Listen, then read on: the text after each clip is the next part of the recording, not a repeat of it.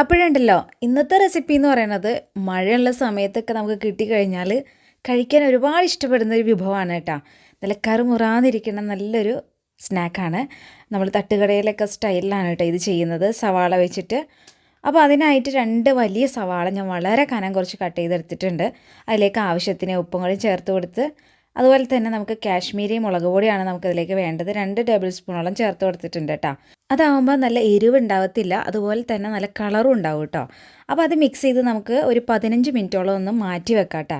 ആ സവാളയുടെ ഉള്ളിലെ വെള്ളമൊക്കെ പുറത്തേക്ക് വരണം. നമ്മൾ ഇതിലേക്ക് എക്സ്ട്രാ വെള്ളം ചേർക്കണില്ല കേട്ടോ. ഇത് ഏകദേശം നമ്മുടെ സവാളയിലെ വെള്ളമൊക്കെ പുറത്ത് വന്നിട്ടുണ്ട്. 15 മിനിറ്റ് കഴിഞ്ഞിട്ടുണ്ട്.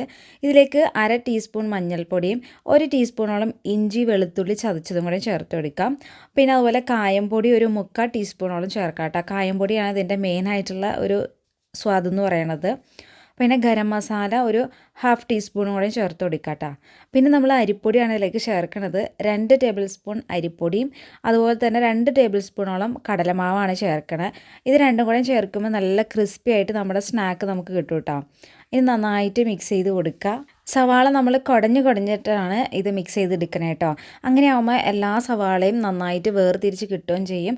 എല്ലായിടത്തും നന്നായിട്ട് ഈ ഒരു മസാലയുടെ കോട്ടിങ് വരികയും ചെയ്യും. നമ്മളിതിലേക്ക് ഓവറായിട്ട് മസാല പൊടികളൊന്നും ചേർക്കില്ല കേട്ടോ. എന്ന് വെച്ചാൽ അരിപ്പൊടി അതുപോലെ തന്നെ കടലമാവാണെങ്കിലും ഓവറായിട്ട് ചേർക്കണില്ല. നമുക്ക് സവാള നല്ല ക്രിസ്പി ആയിട്ട് കിട്ടണമെങ്കിൽ നമ്മൾ മിതമായ ആ ഒരു പൗഡറാണ് ഇതിലേക്ക് ചേർക്കാവുള്ളൂ കേട്ടോ. ഏറ്റവും അവസാനമായിട്ട് 1 ടേബിൾ സ്പൂണോളം വെളിച്ചെണ്ണയും കൂടെ ഒഴിച്ചു കൊടുത്ത് മിക്സ് ചെയ്യുക. അതിനുശേഷം നമുക്കിത് ഫ്രൈ ചെയ്തെടുക്കുക. അപ്പോൾ പെട്ടെന്ന് തന്നെ റെഡിയാക്കാൻ പറ്റിയ സ്നാക്കെന്ന് നിങ്ങൾക്ക് മനസ്സിലായല്ലോ. അപ്പോൾ എല്ലാവർക്കും അറിയാവുന്നതായിരിക്കും കേട്ടോ. അറിയില്ലാത്തവർക്കാണ് ഈ ഒരു റെസിപ്പി നമ്മൾ ഷെയർ ചെയ്യുന്നത്. ഇനിയിപ്പോൾ നന്നായിട്ട് ചൂടായിട്ടുള്ള എണ്ണയിലേക്ക് നമുക്ക് കുറേശ്ശെ ഇട്ടെടുത്ത് ഇത് ഫ്രൈ ചെയ്തെടുക്കാം കേട്ടോ. നിങ്ങൾക്ക് വലിയതായിട്ട് വേണമെന്നുണ്ടെങ്കിൽ അങ്ങനെയും ചെയ്യാം. ഞാനിവിടെ കുറേശ്ശെ ക്വാണ്ടിറ്റി ഇട്ട് കൊടുത്തിട്ടാണ് ഫ്രൈ ചെയ്തെടുക്കുന്നത്. അതാവുമ്പോൾ നല്ല മൊരിഞ്ഞ് കിട്ടുകയും ചെയ്യും കേട്ടോ.